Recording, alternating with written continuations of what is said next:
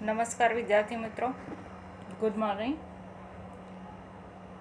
SYBSE semester 3 chemistry 301 paper, જેનો paper code છે CCCH 301. આ પેપરમાં આપણે લેક્ચર નંબર 13માં ફરી એકવાર મળી રહ્યા છીએ. અગાઉ આપણે લેક્ચર નંબર 1 to 12માં થર્મોડાયનેમિક્સ ઉષ્માગતિશાસ્ત્રનો અભ્યાસ કર્યો. મિત્રો, આ યુનિટમાં આપણે 1 to 12 લેક્ચરમાં વિવિધ સમીકરણો તારવ્યા અને આ સમીકરણો જે મેળવ્યા છે એના આધારે એક્ઝામ્પલની ગણતરી કરી, એટલે કે એની એપ્લિકેશન આપણે જોઈ. અહીંયા મિત્રો આપણે અત્યારે જે એક્ઝામ્પલનો અભ્યાસ કરી રહ્યા છીએ લાસ્ટ 2 લેક્ચરથી, તો એમાં ક્લેપેરોન-ક્લોસિયસ સમીકરણનું સંકલિત સ્વરૂપ, જે 2 સમીકરણો આપણને મળ્યા છે સંકલિત સ્વરૂપના. એક વ્યાપક સમીકરણ હતું જે આપણે સામાન્ય ઉત્કલન બિંદુ મેળવવા માટે ઉપયોગમાં લઈશું, જ્યારે બીજું સમીકરણ છે એ તાપમાન અને દબાણના નિશ્ચિત ગાળામાં આપણે સમીકરણ મેળવેલું છે, એટલે કે તાપમાન અને દબાણના નિશ્ચિત ગાળામાં સંકલન કર્યું અને ક્લેપેરોન-ક્લોસિયસ સમીકરણનું સંકલિત સ્વરૂપ મેળવેલું છે. તો વિદ્યાર્થીઓ, આપણે અત્યારે જે અભ્યાસ કરી રહ્યા છીએ, એટલે કે જે એક્ઝામ્પલ કેલ્ક્યુલેટ કરી રહ્યા છીએ, એમાં તાપમાન અને દબાણના નિશ્ચિત ગાળામાં જે સંકલિત સમીકરણ મેળવ્યું છે એનો આધારે એક્ઝામ્પલ આપણે કેલ્ક્યુલેટ કરી રહ્યા છીએ. તો અગાઉ આપણે એક્ઝામ્પલ નંબર 11 અને 12 એ બંને આ સમીકરણના ઉપયોગ દ્વારા સોલ્વ કર્યા, અને હવે આપણે એક્ઝામ્પલ નંબર 13 જેને આપણે કેલ્ક્યુલેશન કરવા માટે જઈ રહ્યા છીએ. ખાસ મિત્રો, આપણે જ્યારે એક્ઝામ્પલ સોલ્વ કરીએ છીએ ત્યારે સાથે કેલ્ક્યુલેટરમાં જો સાયન્ટિફિક કેલ્ક્યુલેટર હોય તો એ સાથે રાખી શકો, સાદું કેલ્ક્યુલેટર હોય તો સાદું કેલ્ક્યુલેટર અને એની સાથે લોગ ટેબલ પણ રાખવું પડશે. નોટબુક અને પેન પણ રાખજો, જેથી આપણે કેલ્ક્યુલેશન કરી શકીએ. તમને ક્યાંય ડાઉટ હોય તો તમે જાતે પણ કેલ્ક્યુલેશન કરી શકો અને જવાબ મેળવી શકો. વિદ્યાર્થીઓ, આપણે અગાઉ પણ વાત કરેલી છે કે જે 1 to 10 એક્ઝામ્પલ કેલ્ક્યુલેટ કર્યા છે એમાં આપણે ઘન પ્રવાહી સંતુલન માટેનું ક્લેપેરોન સમીકરણ અને પ્રવાહી બાષ્પ સંતુલન માટેનું ક્લેપેરોન સમીકરણ એનો ઉપયોગ કરેલો છે. પરંતુ અહીંયા આપણે ક્લેપેરોન-ક્લોસિયસ સમીકરણના સંકલિત સ્વરૂપનો ઉપયોગ કરીએ છીએ. બંને જે આપણે એક્ઝામ્પલ કેલ્ક્યુલેટ કરીએ છીએ તો એમાં આપણે ઇક્વેશન સેમ રહે છે એઝ ઇટ ઇઝ. તો જે આપણે ક્લેપેરોન સમીકરણ જે માત્ર યુઝ કર્યા છે, એટલે કે ઘન પ્રવાહી સંતુલન માટેના અને પ્રવાહી બાષ્પ સંતુલન માટેના, તો એ સમીકરણોમાં આપણે જે વેલ્યુ મૂકીએ છીએ, રકમમાં જે કિંમત આપેલી છે એને આપણે એકમમાં કન્વર્ઝેશન કરીએ છીએ અને પછી જ એપ્લાય કરી શકીએ, અને એ રીતે કરીએ તો જ આપણને આન્સર મળે છે. એ જ રીતે મિત્રો અહીંયા પણ એવું છે. અહીંયા પણ અમુક વેલ્યુ છે એ ડાયરેક્ટ એપ્લાય કરવાની છે, અમુક વેલ્યુ છે એને આપણે એકમમાં કન્વર્ટ કરવાની છે, અને એ કર્યા પછી પણ અહીંયા એક મેઇન મહત્ત્વનું આવે છે. આગલા જે 1 to 10 એક્ઝામ્પલ આપણે કર્યા છે એમાં માત્ર તમારે સિમ્પલી કેલ્ક્યુલેશન હતું, એટલે કે મલ્ટિપ્લિકેશન હતું, એડિશન હતું, અથવા તો ડિવાઇડેશન તમે યુઝ કરતા હતા, યા તો તમારે બાદબાકી કરવાની થતી હતી. પરંતુ અહીંયા તો તમારે સાથે સાથે લોગ પણ જોવાનો છે, અને કેટલાક એક્ઝામ્પલમાં આપણે મિત્રો એન્ટીલોગ પણ જોવો પડશે. જ્યારે આપણને બાષ્પ દબાણની કિંમત પૂછે છે ત્યારે એન્ટીલોગ પણ જોવો પડે છે. તો આ બધી જે બાબતો છે એનું ખાસ ધ્યાન રાખીએ અને હવે આપણે એક્ઝામ્પલ નંબર 13 સ્ટાર્ટ કરીએ. તો એક્ઝામ્પલ નંબર 13 જે છે એની રકમ આ પ્રમાણે છે. 373 કેલ્વિન તાપમાને પાણીનું બાષ્પ દબાણ 760 મિલીમીટર હોય તો 360 કેલ્વિન તાપમાને બાષ્પ દબાણ શોધો. મિત્રો, આપણે અગાઉ પણ ચર્ચા કરી ચૂક્યા છીએ કે જે તાપમાનની વેલ્યુ હાયર હોય એને આપણે ઓલવેઝ T2 કહીશું અને જે તાપમાનની વેલ્યુ ઓછી છે એને ઓલવેઝ આપણે T1 કહીશું.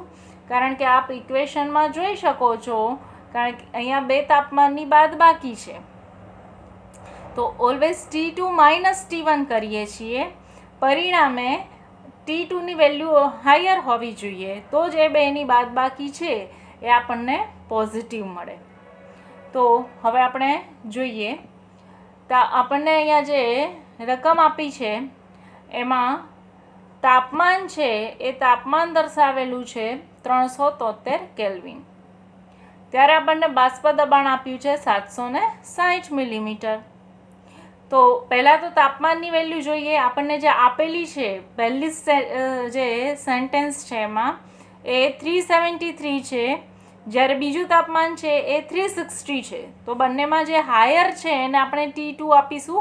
ઉતાવળ નહીં કરવાની. પહેલું સ્ટેટમેન્ટ છે તો એને જોઈને એવું નહીં વિચારી દેવાનું કે આ જ આપણો T1 છે.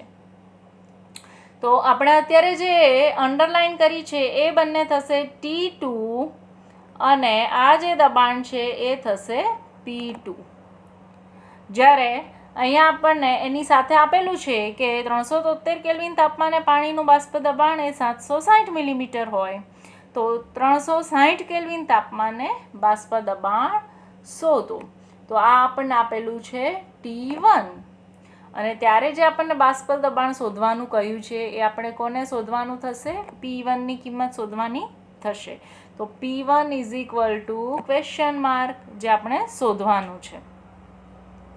સાથે સાથે અહીં આપણને LV એટલે કે બાષ્પાયન ઉષ્મા આપેલી છે જેની વેલ્યુ છે 9873.2 કેલરી પર મોલ. તો હવે આપણે અહીંયા જે આપણને રકમમાં માહિતી આપેલી છે એ માહિતીના આધારે સૌથી પહેલાં આપણે ડેટા કલેક્ટ કરવો પડશે અને એ જે ડેટા કલેક્શન કરીએ છીએ એમાં પણ એ દરેક વેલ્યુ જે છે એને આપણે નિશ્ચિત એકમમાં કન્વર્ઝેશન કરીશું. તો સૌથી પહેલાં આપણે T1 લઈએ છીએ. T1ની કિંમત જે છે એ 360 કેલ્વિનમાં આપેલી જ છે એટલે અહીંયા આપણે એને કન્વર્ટ કરવાનું રહેશે નહીં. તો 360 કેલ્વિન તાપમાને આપણને શું શોધવાનું છે? બાષ્પ દબાણ શોધવાનું છે. માટે આપણે અહીંયા લખ્યું T1 is equal two 360 kelvin અને બાષ્પ દબાણ શોધો એટલે આપણે P2 માટે ક્વેશ્ચન માર્ક દર્શાવેલો છે. ત્યારબાદ મિત્રો આપણને અહીંયા રકમમાં આપેલું છે કે 773 કેલ્વિન તાપમાને પાણીનું બાષ્પ દબાણ. તો જે વેલ્યુ ગ્રેટર દેન છે એને આપણે T2 થી દર્શાવ્યા છે. T2 is equal two 373 kelvin અને સાથે સાથે આપણને અહીંયા જોઈ શકાય છે કે P2ની કિંમત આપેલી છે જે 360 મિલીમીટર વાતાવરણમાં છે તો એ પણ આપણે અહીંયા દર્શાવેલી છે. અને બાષ્પાયન ઉષ્મા જે તમે જોઈ શકો છો સ્ક્રીન ઉપર LV જેને આપણે બ્લેક રાઇટ માર્કથી દર્શાવેલી છે તો એ LVની કિંમત આપણે અહીંયા દર્શાવેલી છે 9873.2 કેલરી પર મોલ. તો આપણને જે રકમમાં ડિટેલ આપી છે એની એ જ આપણે અહીંયા એપ્લાય કરવાની થાય છે. અહીંયા કોઈ એકમને કન્વર્ટ કરવાનો થશે નહીં. તો હવે આપણને જે માહિતી આપી છે એના આધારે આપણે નક્કી કરી શકીએ છીએ કે આપણે અહીંયા કયું ઇક્વેશન યુઝ કરવાનું થશે? ક્લેપિરન-ક્લોસિયસનું સંકલિત સમીકરણ. તો એ સમીકરણ આ પ્રમાણે છે log base 10 P2 upon P1 is equal to LV upon 2.303 into R bracket T2 minus T1 upon T1 into T2. તો હવે જે આપણને અહીંયા ઇક્વેશન આપ્યું છે એમાં જે માહિતી આપણે રકમના આધારે કલેક્ટ કરી અને ડેટા મૂક્યો એ જ ડેટા અહીંયા ડાયરેક્ટ આપણે એપ્લાય કરીશું. તો P2ની કિંમત તમે જોઈ શકો છો. P2 માટે આપણે અહીંયા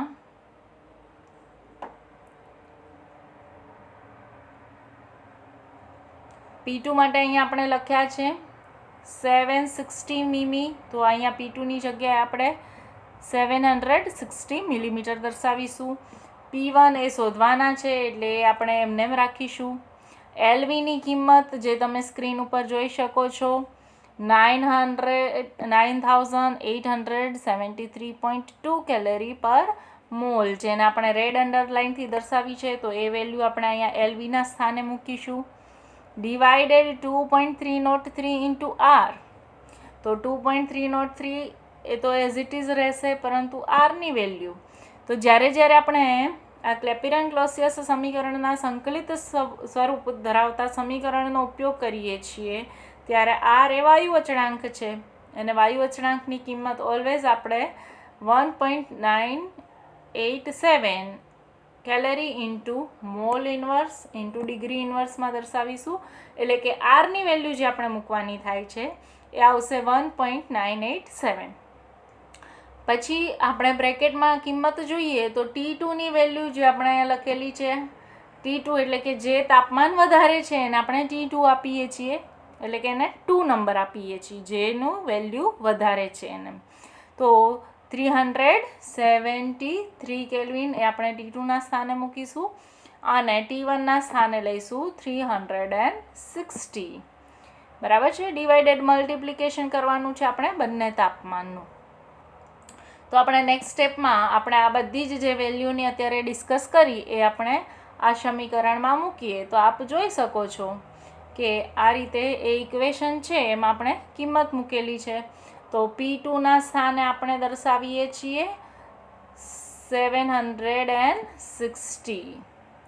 P2ના સ્થાને આપણે શું દર્શાવ્યું? 760 મિલીમીટર. P1 શોધવાનો છે માટે એઝ ઇટ ઇઝ LVના સ્થાને દર્શાવ્યું. LV એટલે કે બાષ્પાયન ઉષ્મા. તો એના સ્થાને આપણે દર્શાવીએ છીએ 9873.2 2.303 અને આરના સ્થાને આપણે દર્શાવ્યું છે 1.987. બ્રેકેટમાં જોઈએ તો T2ના સ્થાને આપણે દર્શાવ્યું છે 373 અને T1ના સ્થાને આપણે દર્શાવ્યું છે 360. ડિવાઇડેડ આપણે બંને તાપમાનનું મલ્ટિપ્લિકેશન દર્શાવ્યું છે. તો જ્યારે એનું સાદુરૂપ આપીએ ત્યારે તમે જોઈ શકો છો કે અહીંયા સાદુરૂપ આપીએ છીએ ત્યારે જે દર્શાવેલો લોગ છે એ લોગનો ભાગાકાર છે. તો એ લોગનો ભાગાકાર એટલે એની શું બને છે? બાદબાકી.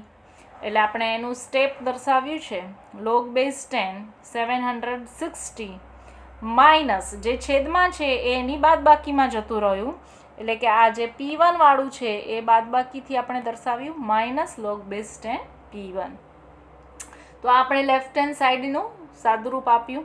હવે રાઈટ હેન્ડ સાઈડમાં જોઈએ તો આ બંને જે ડિવાઇડેશનમાં છે એનું સાદુરૂપ આપવા માટે અંશ છે એ ઇઝ ઇટ ઇઝ રહેશે. એટલે કે આપણે 9873.2 લખીશું અને જે છેદમાં મલ્ટિપ્લિકેશન છે એનું સાદુરૂપ આપીએ તો એ મળે છે 4.576. હવે બ્રેકેટનું સાદુરૂપ આપીએ તો આ બંને તાપમાનની બાદબાકી આપણે દર્શાવવાની છે જેની વેલ્યુ 13 મળી અને નીચે છે એ બંને તાપમાનનું મલ્ટિપ્લિકેશન દર્શાવવાનું છે. તો એ મલ્ટિપ્લિકેશન આપણને મળે છે 1.343 × 10⁵. હવે નેક્સ્ટ સ્ટેપ જોઈએ તો જે લોકો સાયન્ટિફિક કેલ્ક્યુલેટરનો ઉપયોગ કરી રહ્યા છે એ વિદ્યાર્થીઓ ડાયરેક્ટ લોગ ટેબલમાં સાયન્ટિફિક કેલ્સીમાં લખશે 760 અને પછી લોગની જે આપણે બટન છે એના ઉપર ક્લિક કરીશું તો ડાયરેક્ટ આન્સર મળે છે આપણને 2.8808. સાયન્ટિફિક કેલ્સીથી તો આપને સરળતાથી આન્સર મળી જશે. પરંતુ જે વિદ્યાર્થીઓને લોગ ટેબલમાં જોતા શીખવું છે તો એમને પણ આપણે સમજાવીએ. અહીંયા સ્ક્રીનમાં તમને સમજાવવાનો પ્રયત્ન કરેલો છે કે 760 લખેલા છે. તો જ્યારે લોગ જોવું હોય ત્યારે હંમેશા પહેલી સંખ્યા પછી પોઈન્ટ હોવો જોઈએ, એટલે કે 7 પછી પોઈન્ટ હોવો જોઈએ. જે નથી તો આપણે જે લાસ્ટમાં સંખ્યા છે ત્યાંથી કેટલા એકમ ખસવું પડે છે પહેલી સંખ્યા માટે, તો અહીંયા 6 અને 0 આ 2 એકમ આપણે રાઈટ હેન્ડ સાઈડથી લેફ્ટ હેન્ડ સાઈડ ખસવું પડે છે. માટે 2 એકમ આપણે પોઈન્ટને 0થી 7 સુધી લાવવા માટે જમણી બાજુએથી ડાબી બાજુએ 2 એકમ ખસીએ છીએ. માટે સૌથી પહેલાં 2 પોઈન્ટ લખી જ દેવાના, બરાબર છે. ત્યારબાદ તમારે હવે 7.6 છે એટલે 76નું 0માં લોગ જોવાનો છે. તો એ તમે લોગ જોશો 76નો 0માં એટલે 0.8808 મળશે. તો એના આધારે આપણે અહીંયા લખ્યું છે. પણ 0.8808ની આગળ 2 ક્યાંથી આવે છે? તો તમારે 760નો લોગ જોવો છે.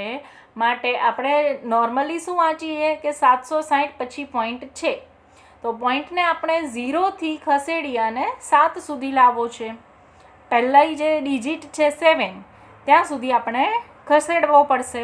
તો જમણી બાજુએથી ડાબી બાજુએ આપણે 2 ડિજિટ ખસીએ છીએ માટે 2 પોઈન્ટ લખીએ છીએ.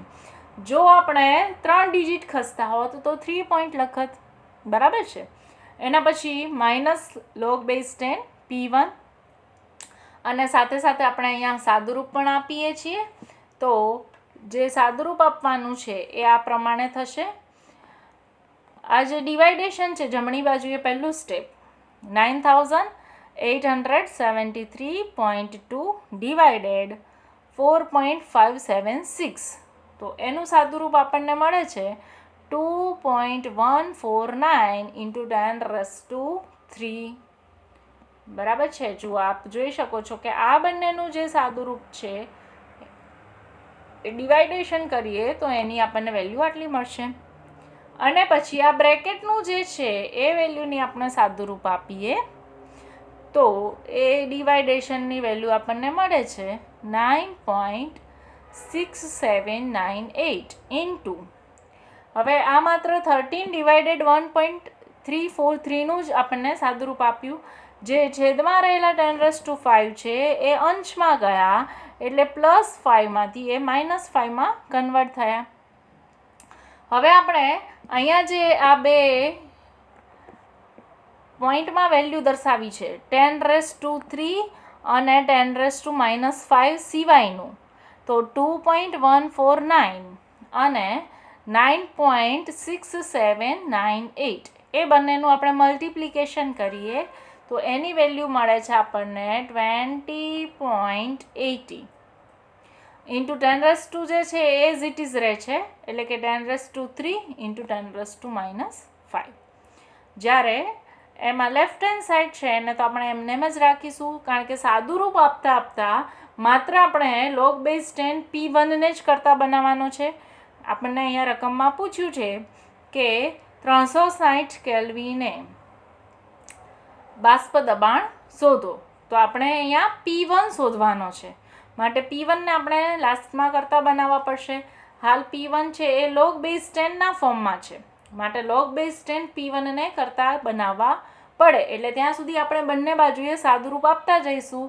ફાઇનલી જ્યારે લોગ બેઝ 10 P1ને કરતા બનાવીએ એના ઉપરથી આપણે P1ની કિંમત શોધવાની થશે.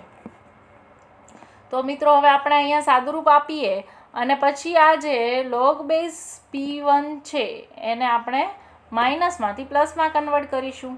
તો સાદુરૂપ આપતા જે આપ અગાઉ જોઈ શકો છો કે આ 20.80 છે, એટલે હજી આપણે 2 પછી જો પોઈન્ટ લાવવો હોય તો એમાં આપણે 1 ડિજિટ ખસવું પડે જમણી બાજુએથી ડાબી બાજુએ. તો આપણે 1 ડિજિટ જમણી બાજુએથી ડાબી બાજુએ ખસીએ તો એની ઘાતમાં પ્લસ એટલે કે સરવાળો થાય, અને જો આપણે ડાબી બાજુએથી જમણી બાજુએ જઈએ તો એની ઘાત માઇનસ થાય. તો આપણે હવે નેક્સ્ટ સ્ટેપમાં આપણે 2 પોઈન્ટ પછી એટલે કે મીન્સ 2 પછી 20ના સ્થાને 2 પછી પોઈન્ટ દર્શાવવાનો પ્રયત્ન કરીએ છીએ, જેથી સાદુરૂપ સહેલાઈથી આપી શકાય. તો આપણું નેક્સ્ટ સ્ટેપ આવે છે 2.8808 માઇનસ log બેઝ 10 P1. હવે આપણે 20માંથી 2 પોઈન્ટમાં ગયા એટલે એક સ્ટેપ જમણી બાજુએથી ડાબી બાજુએ ગયા, માટે અહીંયા 10⁻³ 10⁻4 થયા. એક સ્ટેપ ખસ્યા એટલે એક ઘાતમાં વધારો થયો. તો આપણને ફાઇનલી એ ઇક્વેશનનું સાદુરૂપ આ રીતે મળ્યું 2.8808 minus log base 10 P1 is equal to 2.080 into 10⁻4 into 10⁻⁻5. હવે આપણે સૌથી પહેલાં 10⁻2 એટલે કે 10ના જે ઘાતાંકમાં છે એનું સાદુરૂપ આપી દઈએ. તો અહીંયા આપ જોઈ શકો છો 4 જે પ્લસ છે અને 5 જે માઇનસ છે. તો આપણે એ બંનેનું સાદુરૂપ આપીએ એટલે 4 - 5. અને આપ સૌ જાણો છો કે પ્લસ માઇનસ શું થાય? માઇનસ. આપણે એ તો વેલ્યુ જાણીએ જ છીએ કે પ્લસ માઇનસ બરાબર માઇનસ, અને હંમેશા નિશાની કોની આવે? મોટી વેલ્યુની. તો અહીંયા આપણે જોઈ શકીએ છીએ કે આ 5 છે એ મોટા છે અને એની વેલ્યુ નેગેટિવ છે. તો 2.8808 minus log base 10 P1 as it is રહેશે is equal to 2.080 into 10⁻4 - 5. Next સ્ટેપમાં બહુ સિમ્પલ સાદુરૂપ આપ્યું છે 2.8808 minus log base 10 P1 is equal to 2.080 into 10⁻1. હવે મિત્રો અહીંયા 10⁻1 છે, ઘાત કેવી છે? નેગેટિવ છે.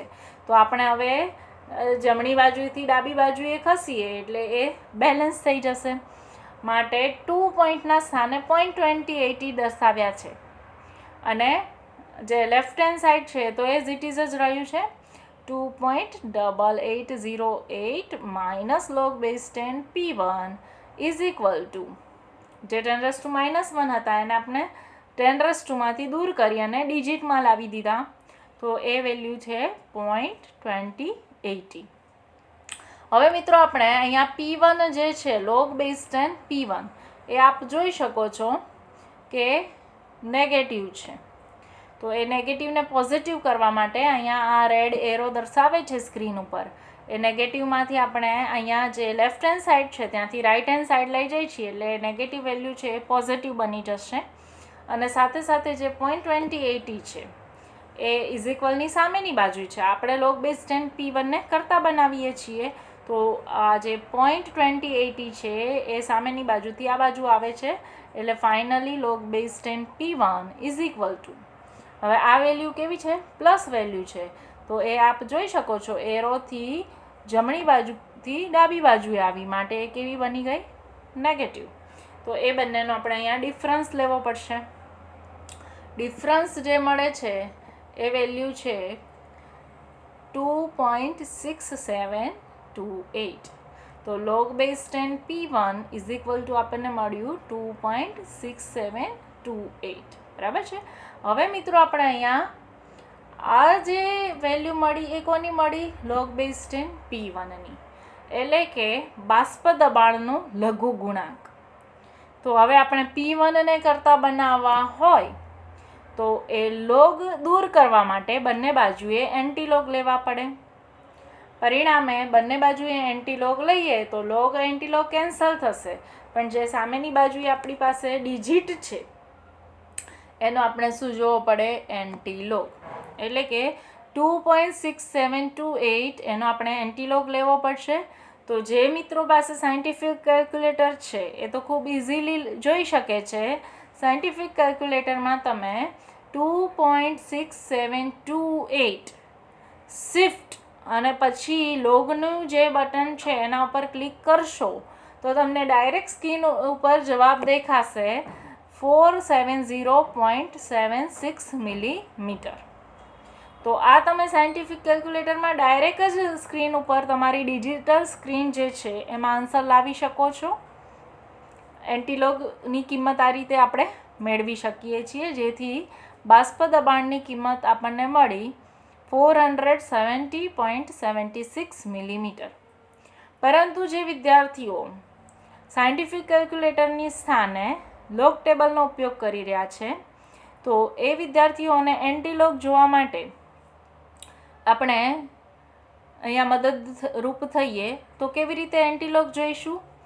જે આપણી પાસે ડિજિટ છે 2.6728, એને આપણે જ્યારે લોગ ટેબલમાં જોઈએ છીએ એન્ટીલોગ, ત્યારે પોઈન્ટ પહેલાંનો જે આંકડો છે 2 એ 10⁻²ની ઘાતમાં જશે. જો પોઈન્ટ પહેલાં 5 હોત, એટલે કે જે ડિજિટ દર્શાવ્યું છે આપણે ડેસિમલ, એની પહેલાં જો 5 હોત તો એ 10⁵માં દર્શાવી શકત, પરંતુ અહીંયા 2 છે માટે આપણે એને 10⁻²માં દર્શાવ્યું છે. તો હવે આપણે પોઈન્ટ પછી જે બે સંખ્યા છે એટલે કે 67, તો એ 67 છે એનો આપણે એન્ટીલોગ જોવાનો છે. તો કોનો એન્ટીલોગવાળું જે પેજ છે એની અંદર તમારે જોવાનું 0.67નું 2માં એન્ટીલોગની કિંમત અને એનો 8માં ડિફરન્સ, જે ડિફરન્સ હોય એને આપણે એન્ટીલોગની જે કિંમત મેળવેલી છે એમાં એડ કરીશું. તો એ કિંમત આપણને મળે છે 4.7076 ઇન્ટુ 10⁻² છે, એટલે કે એને આપણે 100 વડે ગુણવાના છે. તો 4.7076ને આપણે 100 વડે ગુણીએ તો જે 4 પછી ડેસિમલ છે એ 2 સ્ટેપ જમણી બાજુએ જશે, માટે આપણને ફાઇનલી એની વેલ્યુ મળે છે 470.76. જ્યારે એન્ટીલોગ જોઈને કિંમત મૂકીએ છીએ તો જે આપણને એન્ટીલોગમાં કિંમત આપેલી છે એ ડિજિટમાં ફર્સ્ટ ડિજિટ પછી આપણે પોઈન્ટ દર્શાવવાનો છે. પણ જો આપણે લોગ જોઈએ છીએ તો આપણે પોઈન્ટ પછી જ એ વેલ્યુ લખવાની થશે. તો મિત્રો હવે આપણે નેક્સ્ટ જે એક્ઝામ્પલ છે એ નેક્સ્ટ લેક્ચરમાં જોઈશું.